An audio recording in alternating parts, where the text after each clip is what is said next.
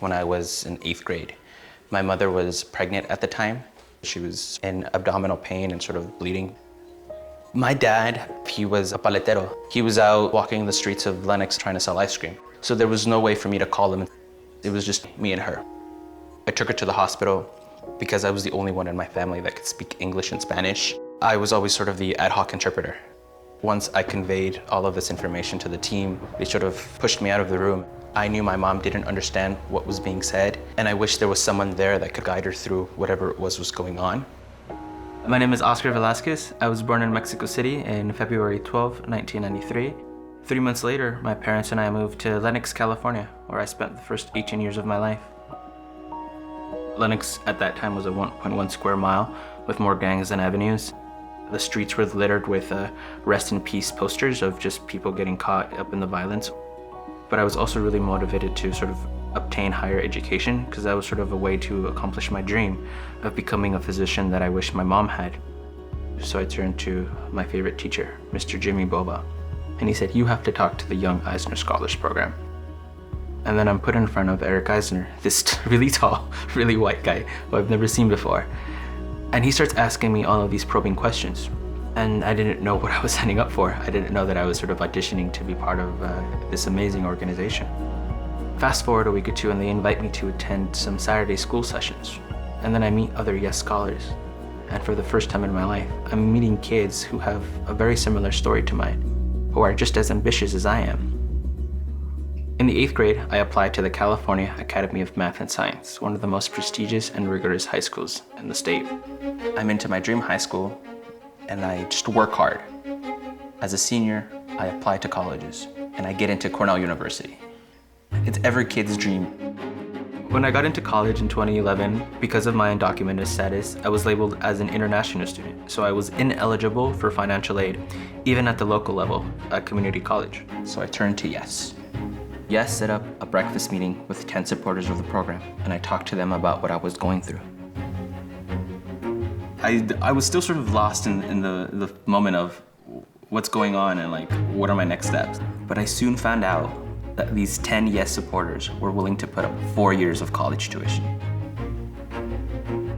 I'm crushing my freshman year, my sophomore year, my junior year, all great.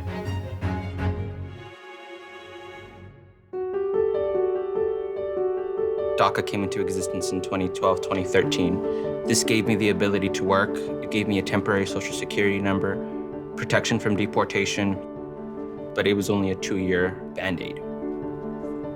After I got my diploma, I moved to New York City and I found this amazing job working at a research lab at Columbia University while I began to study for the medical college admissions test. All of this came to a screeching halt when my DACA paperwork didn't come through, so I lost my job and I had to move back in with my parents. Everything in my life was temporary. I could get deported at any time. This protection could be rescinded. I could no longer be able to work, find a job, do the things I wanted to do. I realized I need legal help. I call YES, and they connected me with Alan Klein, a great immigration attorney. Over the course of 5 months, my DACA paperwork was renewed, and he did all of this for free. I get a job at Houston Methodist Hospital, and finally, I can refocus on taking the MCAT, but I can't afford the prep courses. So I call YES, and they hook me up with an online class. Take the exam, get a 91st percentile score, which is amazing. So this was February of 2020. All of the pieces were falling together. I had a great clinical research job. I was working in the hospital, in the ER. I was getting all of this clinical exposure. I had this amazing MCAT test score. My life is finally on the path that it should be.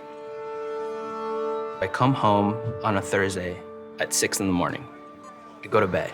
My mom is knocking on the door. "Hey, they're calling about your dad. Your dad was rushed to the hospital." My father passes away. And then it's kind of a blur because we go home, we cry, yeah. I think it was that night when I was in bed when I realized it's Friday. On Monday, my little brother has to go to school. Who's gonna drop him off? Who's gonna pick him up? My mom needs to be dropped off at work. She needs to be picked up from work. The car was supposed to be taken to the mechanic on Tuesday. How am I gonna do that? I'm juggling, research, I'm juggling clinical exposures, I'm volunteering. These essays need to get written. I can't do any of this. Oh shit, I can't abandon them. So it's just put it away, focus on your family. So then it's April. It's a month before applications open and I have all of this work to do. I haven't done anything and I need help. So I call Yes and sort of talk this out with them, to which they say, we can pay for third-party interview prep, essay prep, and help you get up to speed. On the weekends, I was scribing at an emergency department. I get a random call from a 918 number. So I run to the doctor's lounge. She's like, hey, Oscar, this is the Dean of Admissions at UC Davis School of Medicine. And as soon as I heard that, I just started crying. Then she said, well, I don't know if you know this, but we only call when we have really good news.